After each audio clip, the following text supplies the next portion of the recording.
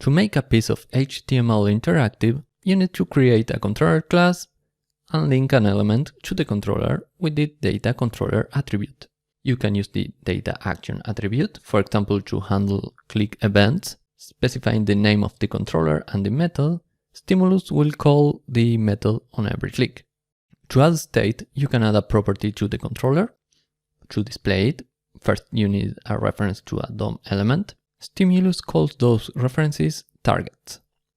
After you define the target, you can access the DOM element as a controller property. Now, every time the state changes, Stimulus re-renders the component.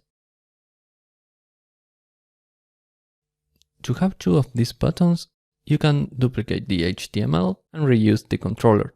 Then, if you add an attribute and declare it as a value in the controller, you can access it as a controller property, similar to targets.